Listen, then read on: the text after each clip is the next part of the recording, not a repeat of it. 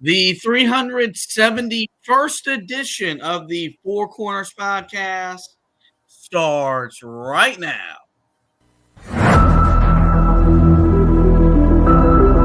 This is the Four Corners Podcast.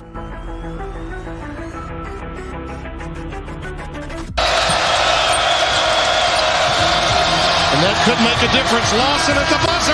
Got it! Maybe not. Ty Lawson wins it at the buzzer. Deep three.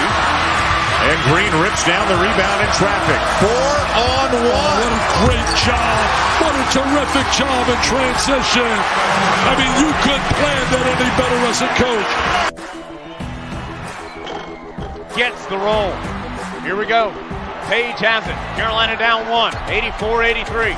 Page into the front court with 4 seconds. Page to the rim.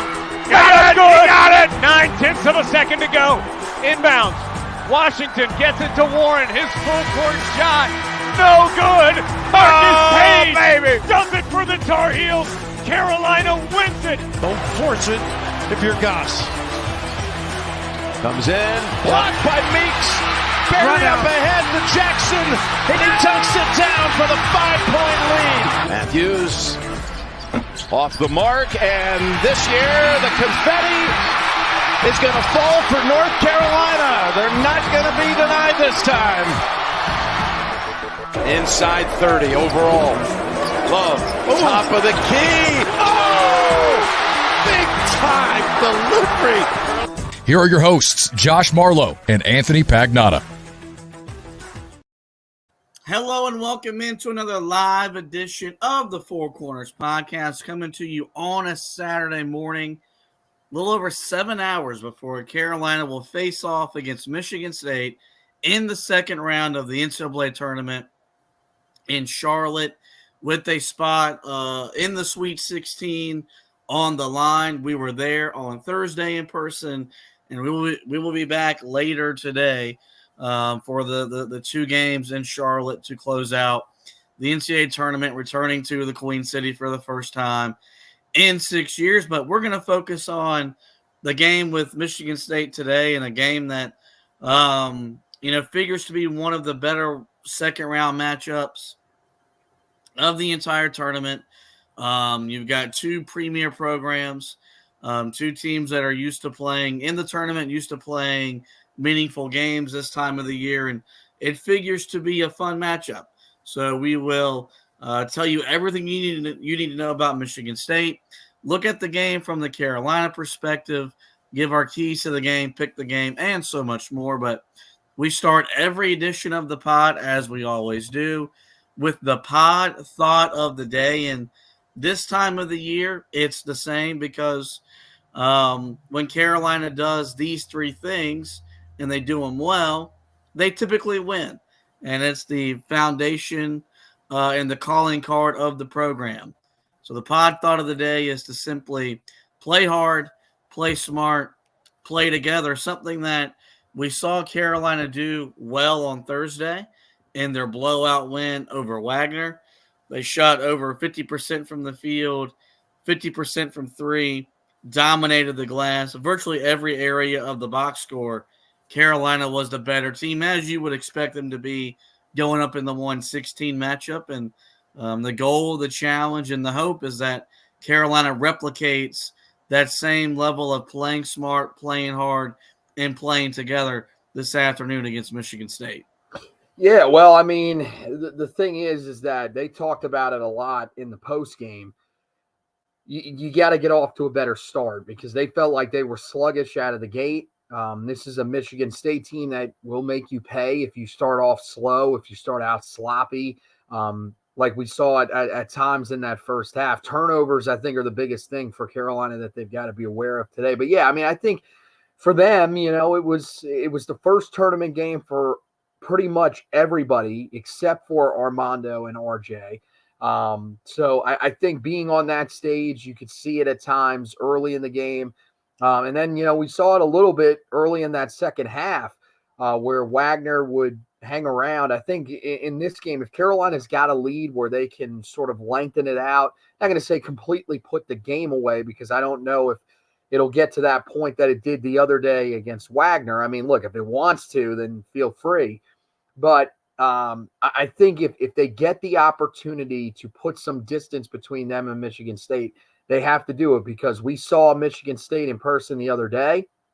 The one thing that, even when you were looking at them, going into the tournament and researching their matchup against Mississippi State and potentially the matchup that Carolina would face, this is a team that has guards that can heat up and knock down shots from the outside. And that's the one thing that, for Carolina, they've got to take away today. But we'll see. I think confidence-wise, Carolina should feel pretty good going into this game. I know people are trying to say that Tom Izzo, this is his month.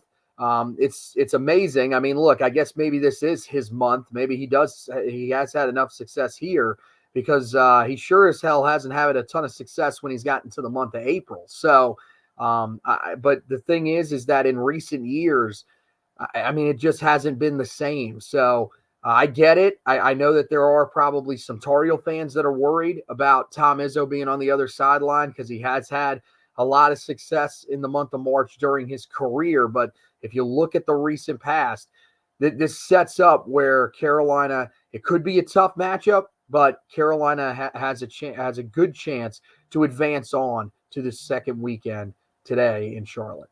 Now let's look at the matchup from the Michigan State perspective. They bring with them a 20-14 record. They were 10-10 in the Big Ten in the regular season. In a lot of people's minds, they were, overseeded by A, making the field, B, making the field as safely as they did. But I think they validated that with the way that they played on Thursday, blowing out a Mississippi State team that everybody thought had the makings to make a deep tournament run. They were in and out of the tournament in less than 2 hours.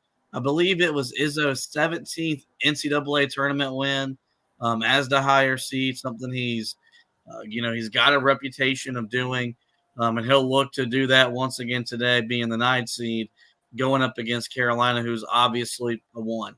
They have 4 players that average double-figure scoring.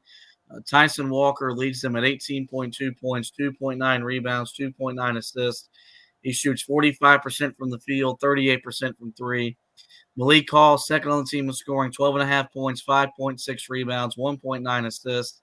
He shoots 52% from the field, 35% from 3. AJ Hogard, 10.9 points, 3.1 rebounds, 5.3 assists. He shoots 42% from the field, 34% from 3. And Jay Atkins, 10.4 points, 3.9 rebounds, 1.2 assists. He shoots 41% from the field, 36% from 3. If you can remember, this team was a preseason top 5 team in the country. They lost on opening night to James Madison, a James Madison team that beat Wisconsin last night in the NCAA tournament. And a lot of people think will give Duke a game in their second round matchup on Sunday afternoon. But after that loss, they just never really seemed to recover, never really seemed to play to that level that everyone expected them to play in the preseason. But you saw a glimpse of what they are capable of being with the way they played on Thursday. And, this will be a fun matchup. 2 teams that want to run, 2 teams that want to play in the open court, but 2 very good defensive teams. Carolina is 7th in KenPom according to defensive rating. Michigan State is 6th at 93.1, and that's points per 100 possessions. So, you look up and down this Michigan State team, it's easy to see why they were a top 5 unit in the preseason. A, talented, B, experienced, C, you got a Hall of Fame head coach on the sidelines. It didn't come to fruition from November into February. But the thing about this sport, the beautiful part about it, is you can erase all of that with a run in March. We're seeing that with what NC State's done in the ACC. They won 5 games in 5 days to make the field. They'll play for a spot in the Sweet 16 later today. And while Michigan State didn't have a historic run in their conference tournament, They win today. They're in the second weekend of the tournament, something that we all thought was probably likely when we look back at the beginning of the season and we're looking at teams to monitor as potential threats to win a national championship.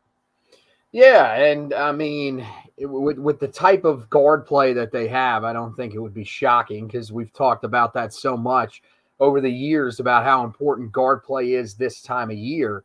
And the thing is you're going to have to figure out, and we'll probably know pretty quickly, was what we saw the other day, was that something that is sustainable for this group where all of these guards are going to play well at the same time? Because the notion that I got from a lot of the Michigan State people is that this is not something that's happened very often this year. It was something that they expected to happen, but really it's been, each guy sort of has their moments, and it's never really come together for them consistently enough where this team can really, put together the type of victories that you talked about. I mean, look, coming in, there was reasons to doubt this group. I mean, they had lost 5 of their last 7, including 3 to teams that did not make the tournament field. So they were not playing great basketball.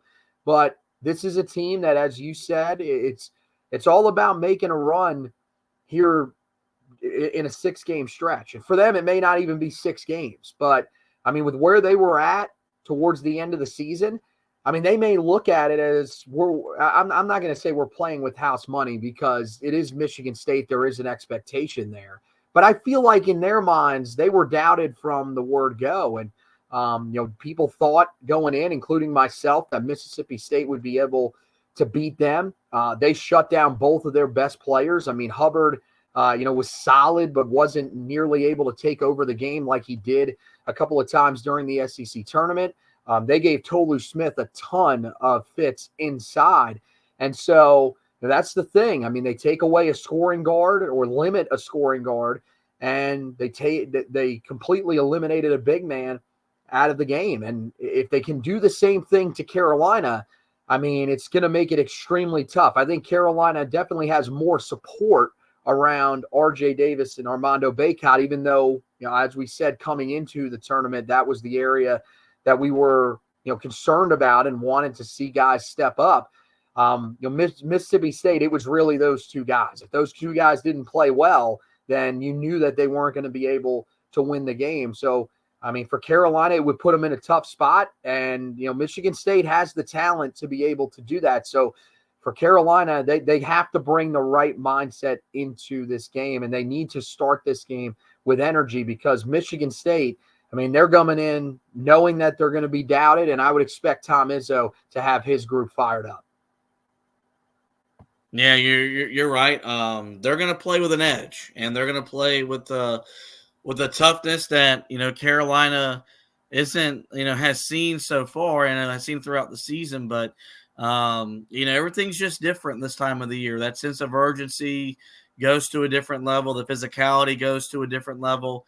I think it's why this game has the makings of maybe being the best game of the day. There's just a really good shot where when we get done watching the 8 games we have on the docket tonight, probably about 1:30, 2 a.m.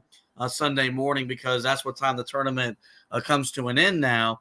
We'll be looking back and saying that this might have been the best game on the docket. When you look at this game from Carolina's perspective, they bring in with them a 28-7 record. They, of course, went 17-3 in the ACC regular season. They advanced to the second round of the tournament, of course, after they blew out Wagner on Thursday. Hubert Davis is now 2-0 in the first round, and he's 6-1 as Carolina's head coach. So picking up where he left off from his mentor, Roy Williams, not losing in the first round. And, of course, that lone loss coming in the championship game. But, the bigger the game, the bigger the stage. Hubert Davis has proven to be a coach worthy enough up for the challenge. You look at Carolina's double-figure scores. They're led by RJ Davis and his 21.4 points per game, 3.7 rebounds, 3.5 assists. He shoots 44% from the field, 41% from 3. Armando Bacot, 14.3 points, 10.3 rebounds, 1.5 assists. He's shooting 55% from the field. Harrison Ingram, 12.1 points, 8.9 rebounds, 2.1 assists. He shoots 43% from the field, 37% from three. And Cormac Ryan, 11.3 points, 2.8 rebounds, 1.3 assists. He shoots 38% from the field, 34% from three. And, of course, we all know Carolina's rebounding prowess inside the top 10 as a rebounding team in all of college basketball. Something we'll talk about later today. I do want to talk about, the history and the track record that Carolina has against Michigan State, because that'll be a storyline that'll be talked about in this, during the broadcast. Carolina is 12-4 all time against Sparty, including 5-0 in the NCAA tournament. This is the first time they've met in the Big Dance since 2009, when Carolina throttled them 89-72 in the national championship game back at Ford Field. And, there's always been that one reputation about Izzo, is that, he was always good against his conference, but, couldn't beat Coach K, couldn't beat Roy Williams. Now he gets a crack at trying to beat Carolina and Hubert Davis. And, I think it's going to be fun to see how this thing ultimately plays out.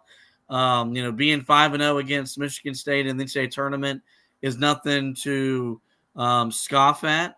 But, there's some other stats that go into this game as well, where Michigan State is 0-2 all time against number one seeds in the second round.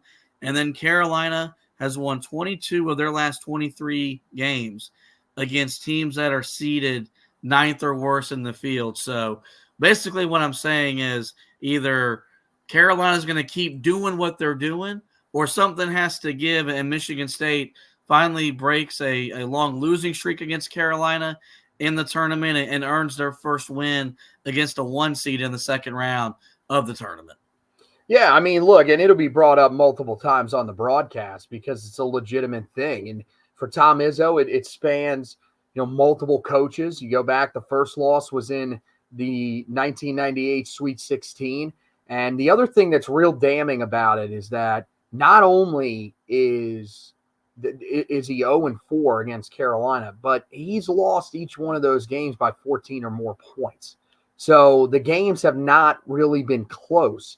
Look, they haven't played Carolina in the NCAA tournament since 2009. So in his mind, he's probably not even really worried about that. I mean, somebody's probably brought the stat up to him, but this is completely different. I mean, it's 15 years later. So, for Carolina, I think you can't really worry about that. And I don't think they will. I don't think Hubert Davis cares about that stat because, for him, he wasn't a guy that was involved in any way in any of those moments.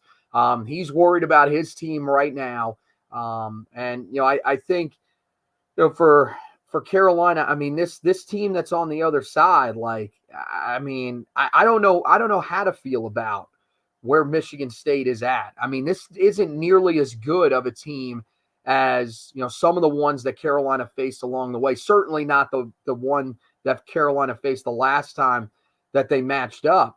But at the same time, I think, this is a team that, for the Spartans, it's been a while. It's been a while since they've been able to make a deep run, and they've got a lot of talent. It's a veteran group. That's the other part of it that I don't think people were really looking at coming in, including myself.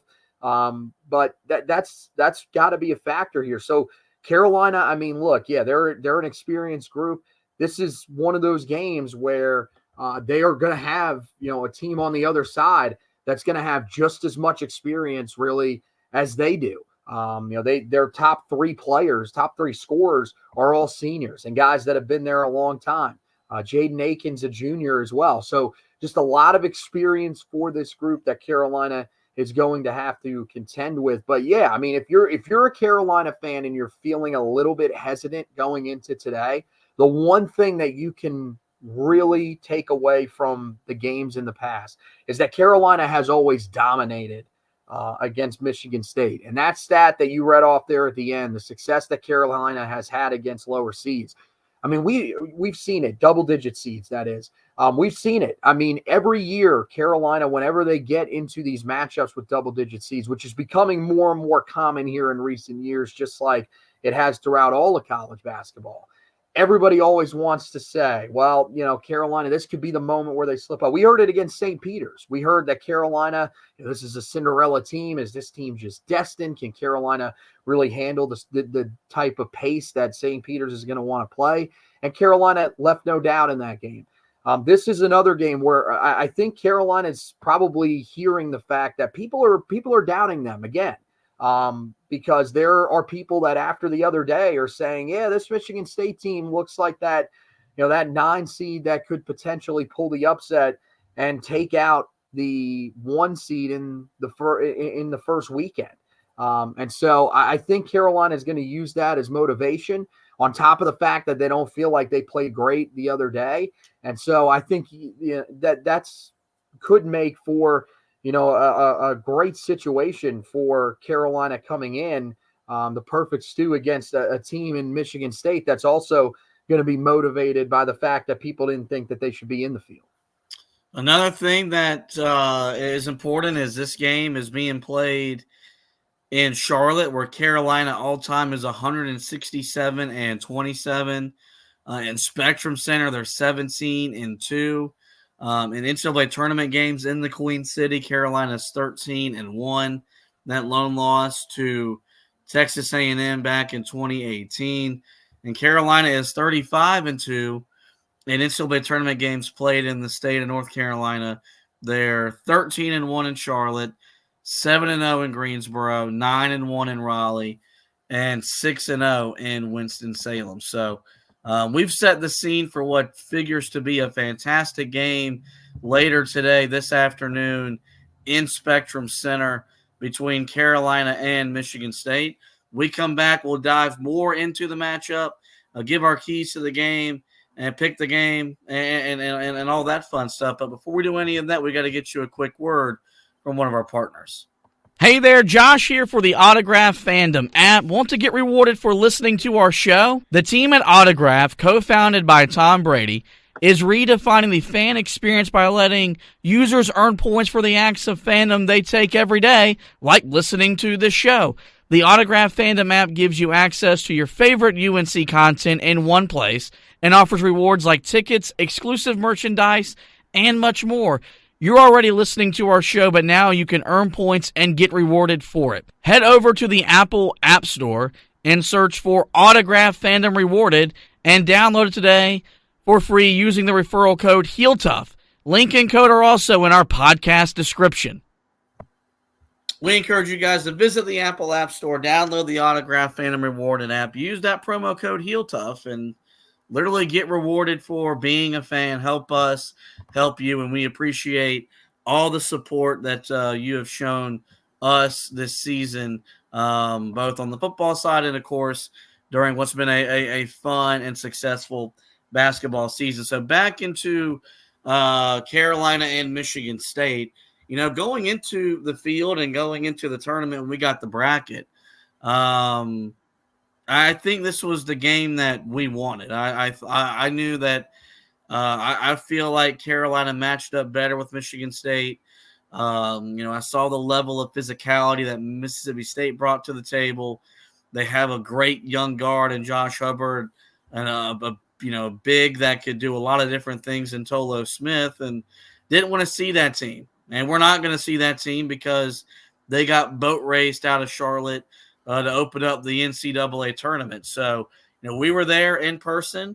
We saw what Michigan State did to Mississippi State. We got to see it up close and personal. After seeing what they did to Mississippi State on Thursday afternoon, are we sure that this is still the best matchup for Carolina to advance into the second weekend?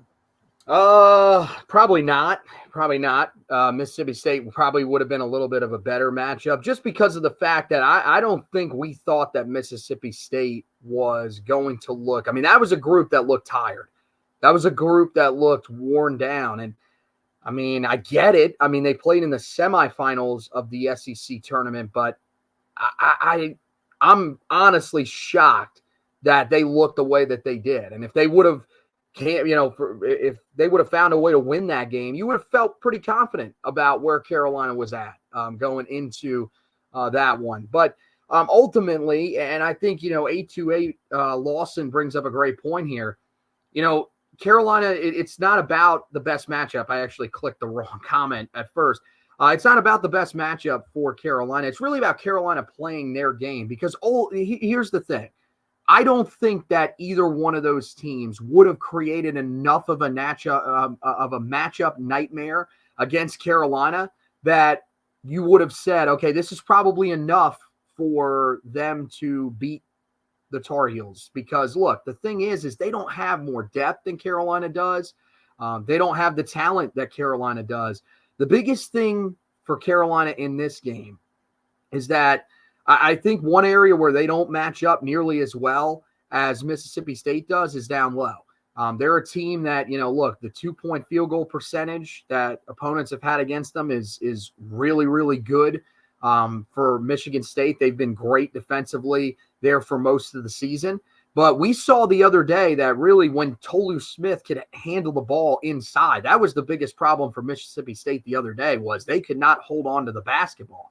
When he could handle the ball inside, he was able to finish inside. They don't have the type of defensive presence inside that it feels like, going back to some of the teams that Carolina faced in the NCAA tournament previously, and even the ones that Carolina matched up with during the regular season after that, it doesn't feel like they have those same type of guys inside. It feels like, again, the game plan should be very similar to what we saw from, Carolina against Wagner. Put the ball inside and make them prove that they can stop you because, this is just a team that hasn't shown that. They didn't do it during conference play in the Big Ten.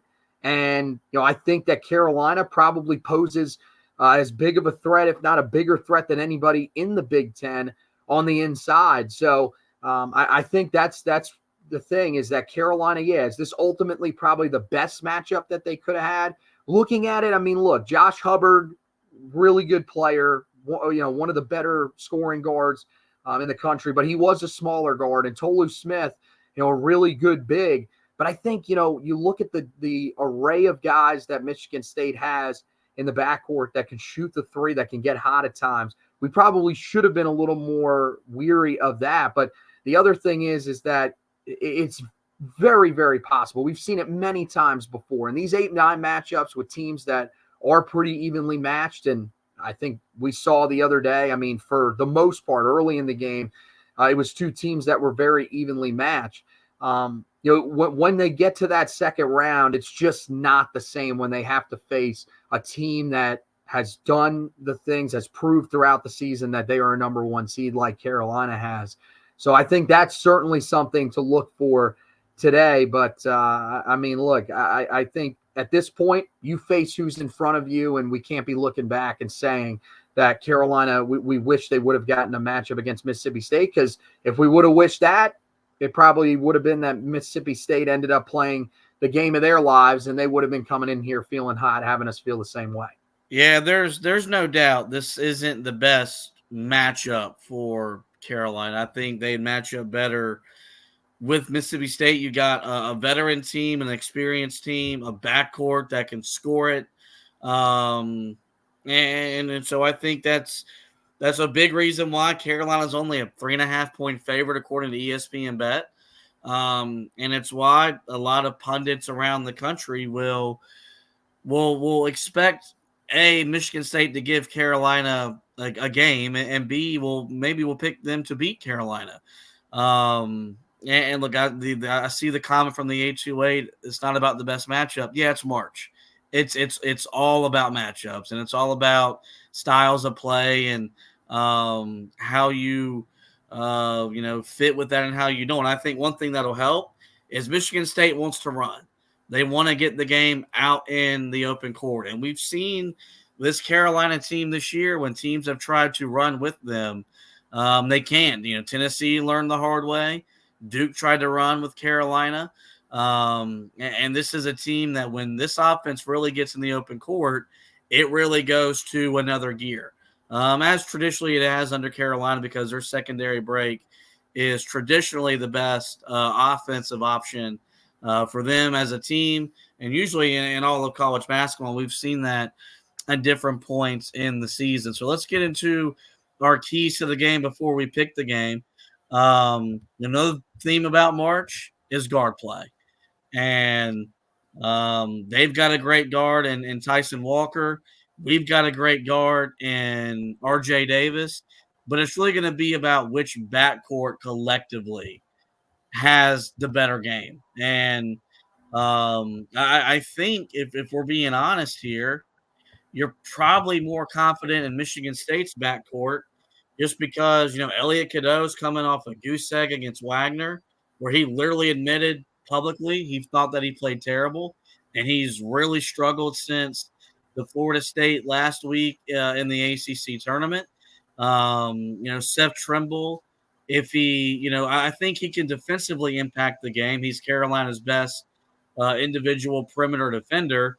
But this feels like a game that when he's on the court, if there's offense there for him to create and there's shots there for him to take, he's got to make them. And he's got to be willing to take them. He had some looks the other day in a game that got lopsided deep in the second half where he wasn't willing to let it fly. And which shows you that he's not confident in his shot. It feels like this is going to be a game where, RJ is probably going to get his. I think Cormac is going to give you something. I mean, if he wants to give you 31 like he did against Duke, go right ahead, big fella. We're not going to complain, but he hasn't really built off of that performance. But this has to be a game where Elliot Cadeau bounces back. He's a difference maker. He's not a liability for you, and you need Seth Trimble to contribute because this is a backcourt. I think they have 3 guys that average double-figure scoring.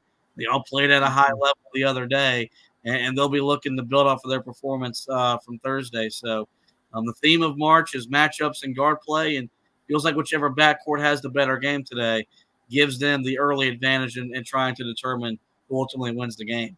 Yeah, I mean, and look, I think when it comes to Cadeau, I mean, you would hope that he bounces back from today, but I think, it's just a combination of him and Trimble just giving you something, because the other day they really didn't give you anything. I mean, Trimble wasn't bad offensively, but he only shot the ball 3 times. And you're right, there were multiple times where he had good looks and would pass it up and a possession would end up empty. So I think that's one of the things that, it's going to be hard to correct in season, but you hope that at some point maybe he hits a couple of shots that sort of give him that confidence that he needs. But really, it's going to be on RJ and Cormac to bring it today. Those 2 guys have to play at an extremely high level. You need help on the perimeter from Harrison Ingram. And I think one of the things to watch out for today is that, if they do struggle again, if both Trimble and Cadeau aren't giving you what you need offensively, and if Jalen Withers is playing well again today, that lineup could be out there more where you see, RJ and Cormac in the backcourt. You have your wing guy in Ingram, and then you have Withers and Armando Bacot down low. It's something we've seen a little bit more as the year has gone along, but not really that often. I think, what we saw the other day against Wagner, if that can work for consistent stretches, then you might see it. But I would not expect Cadeau to have that bad of a game again. I think, we've seen before when he's had these moments where he's been outwardly frustrated with himself, he's been able to bounce back. Now, this isn't a certainty because it's been a few games in a row now where he has not played well. And so you just wonder if he's hitting a funk at the worst time that you possibly can. But I think, if he can find a way to get to the basket and finish the looks that he has inside. That's really what threw him off the other day, was he had another good look after driving to the rim and just missed it. If he can find a way to finish, a couple of easy ones early, it could settle him into a rhythm. Look, of course you're fearful of what you saw from Tyson Walker and the guys in that backcourt the other day for Michigan State. But the thing is that it's weird. You look at them coming into the game the other day. I mean, they were 270th in made field goals per game on the season. Even 3-point attempts. They weren't an aggressive 3-point team. Just 322nd in 3-point attempts per game at a little under 18. Now, the thing is they're incredibly efficient when they shoot it, but it felt like yesterday it felt like Thursday. It feels like it was yesterday because these days have been so long. But it felt like on Thursday they really settled into a rhythm and started going to it, but that hasn't really been their game.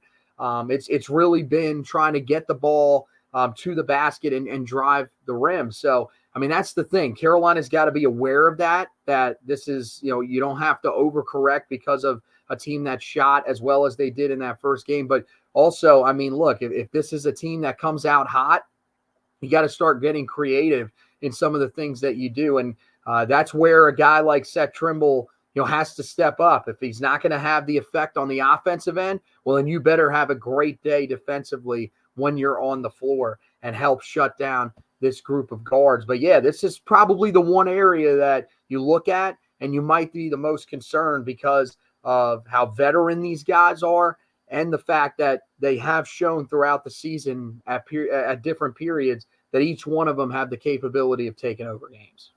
Second key, you got to control the glass. Carolina's like +7 statistically on the glass when you look at this matchup. Carolina among one of the top 10 best rebounding teams in the country. And a big reason why is that Michigan State does not have a lot of big size down low. This is one of the smaller Tom Izzo teams, I think, in the front court that we've seen because they're really so guard driven and rely so much on what they do. But Carolina pummeled Wagner on the glass. A big reason why was Armando Bacot and Jalen Withers both posted double-digit rebounding totals in the game. I think it's fair to expect that from Mondo. Unfair to expect that from Withers off the bench.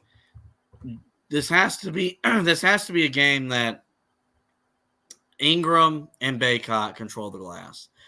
And the other day, Ingram didn't have to be nowhere near the rebounding, guy that he's been at different points this year because, I mean, when Mondo was on the court, it felt like every rebound was going to him. But, those two guys have figured to play probably north of 34, 35, probably 36 minutes in this game. And they've got to be relentless in going after the ball. Second chance points and second chance offense, I think, are going to be a big part of this game. If you can wear them down whenever you get into by getting offensive rebounds, I think that would go a long way for you winning this game.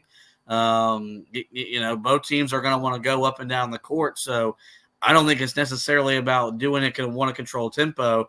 I think this game is just going to be played the way both teams want to play it because they both want to play fast, but this is where you wear down opponents, and this is where that size and that length is why you like being big and you like being long is for games like this. And so I think, Armando feels like you get in the month of March, he turns into a different guy. He was dominant the other night. I think he'll be looking to be dominant once again this afternoon, and he'll need someone running with him. And I think if him and Ingram can control the glass the way they've controlled for the majority of the season, it goes a long way for Carolina trying to find a way to win this game. Yeah, and the thing about it is that with Ingram, we saw the other day, I mean, Michigan State likes to play basically 4 around 1. So it's going to be hard for him, I think, to grab a ton of rebounds. This is where you hope that he shows up on the offensive glass. Sort of what we saw in that game against Florida State to start off the ACC tournament where he had 5 offensive rebounds, because offensive rebounds were there the other day. But you're right. Armando was just cleaning up so many of them. Jalen Withers got in there and was cleaning up so many of them that there weren't a ton of opportunities. But the biggest thing is that you just want to see that level of aggression. And I'm not saying that it's disappeared. We just haven't seen it as consistently here these last few games from him on the glass. And if the opportunities present themselves, you want him to come away with those rebounds against a team in Michigan State that is not a great rebounding team. I mean, they average a little over 34 per game. So this is a matchup that favors Carolina heavily. You said you wouldn't expect to see the type of performance from Jalen Withers that you did. And yeah, I get it, because he's a guy that's been coming off the bench. He's been rather inconsistent. I will say this, though. Something that's really interesting about him, there's 2 stats that I've looked at. First of all, you look at his recent play. And 4 out of the last 5 games, he's had at least 6 rebounds or more. And the thing is that before the game the other day, he was doing it in games where he played 11 minutes against NC State, had 6 rebounds. 10 minutes against Pittsburgh, only had 4 rebounds in that one, but 2 of them were on the offensive glass. And then Florida State, 7 rebounds in 14 minutes.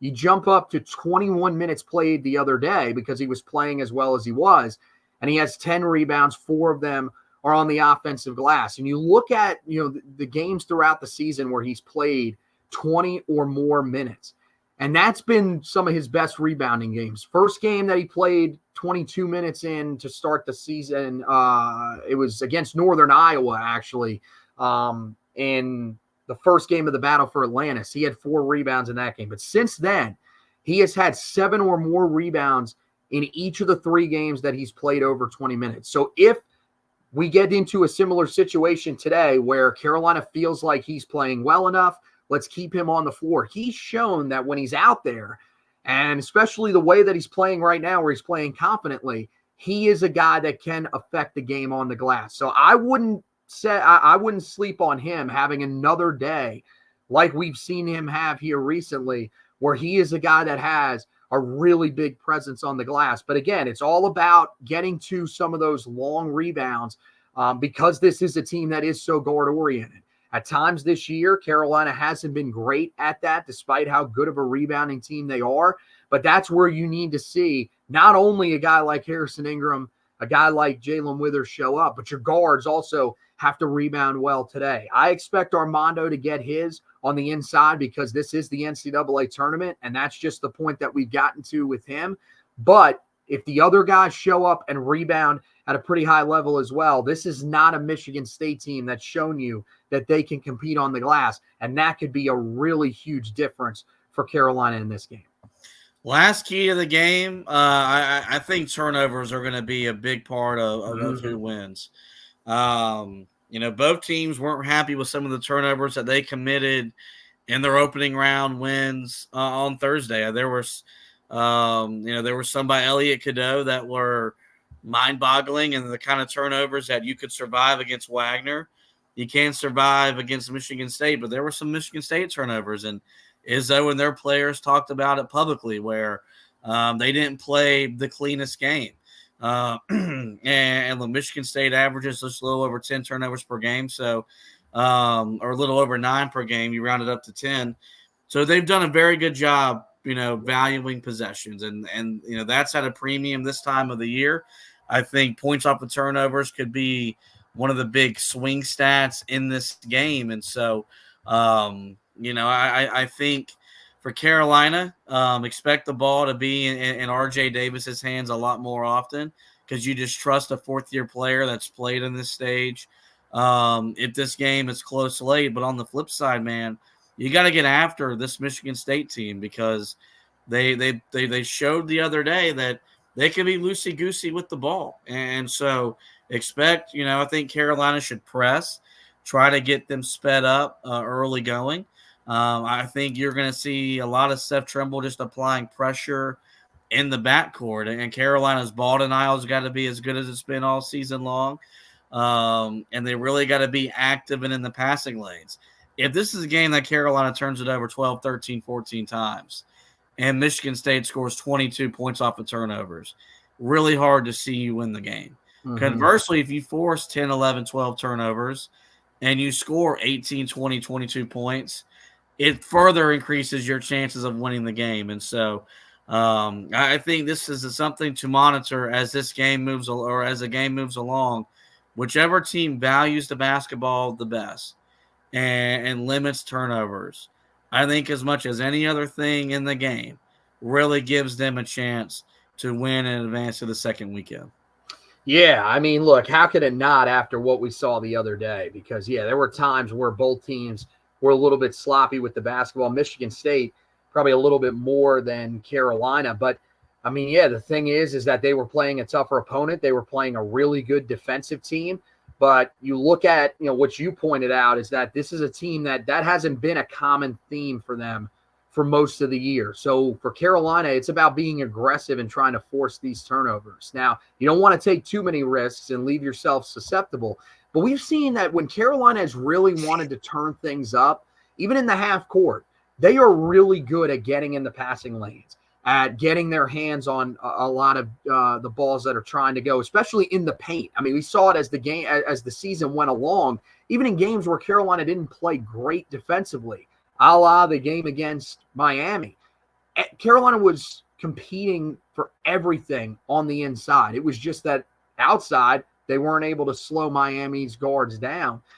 So I think that this is a team that, even though Carolina hasn't created a ton of turnovers this season, and to be honest with you, it is a little bit mind-blowing that they haven't created more, because I feel like that's an area where Carolina, it feels like they've done a good job. I mean, they only averaged creating 10.6 a game, which is, it's like 298th in the country, somewhere in that range. It's shocking, though, because I feel like Carolina has still had moments where they've done a good job of denying the ball. So that's the thing. You got to be cautiously aggressive, but get your hands in those passing lanes, because you've done such a good job with that this season. And the thing is that the guys that turned the ball over the other day for them, I mean, they were veteran guys. Malik Hall, 5 turnovers in the game. A.J. Hoggard, who I believe actually invented the game of basketball with James Naismith, he turned the ball over 5 times. So, Carolina, I mean, that's the thing, is if they're going to be loose with the ball again, you have to be able to take advantage of it. And that's the other thing, is that's where a guy like, but really both guys that we talked about that are struggling, but especially Seth Trimble, that's where he can get himself going, is if he can be aggressive, create those turnovers, and get out in space. When he's a guy that we know just about better than any guard on this team, does a great job of controlling the tempo and pushing the floor. So I think that's one of the things that Carolina wants to do, because, yeah, that would create that up and down game.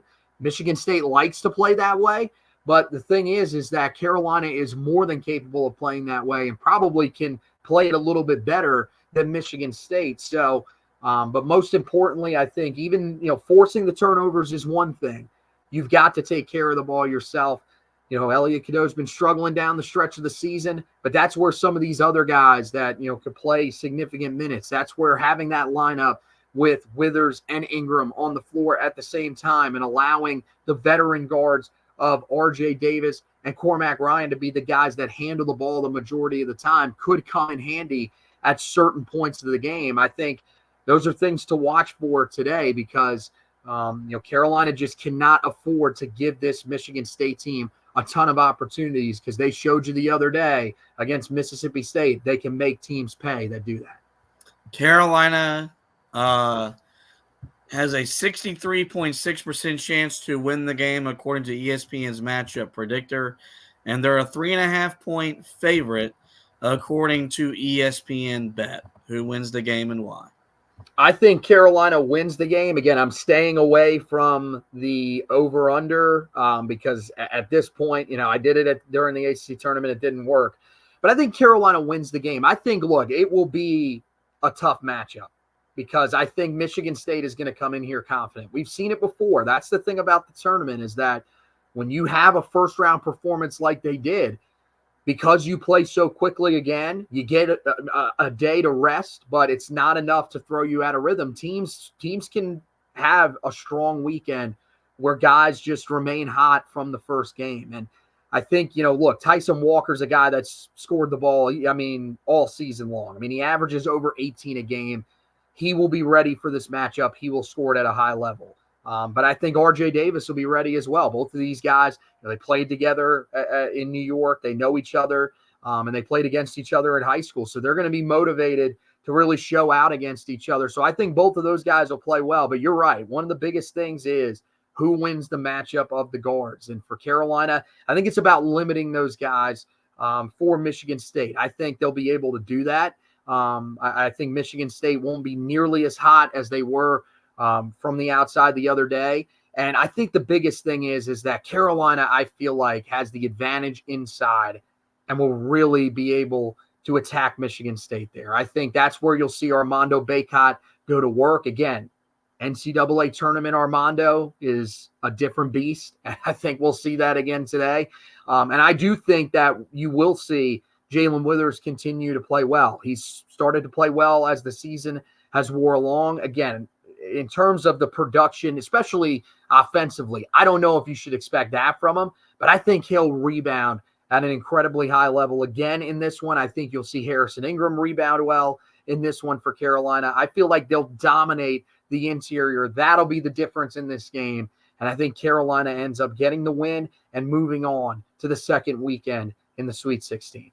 Yeah, I think Carolina wins. I think the way they talked about the win the other day, they talked about it almost as if it was a loss, and that they got to play better. And you know, they've been as disrespected a number one seed in the tournament, maybe in the last decade. And I think they've taken that personally.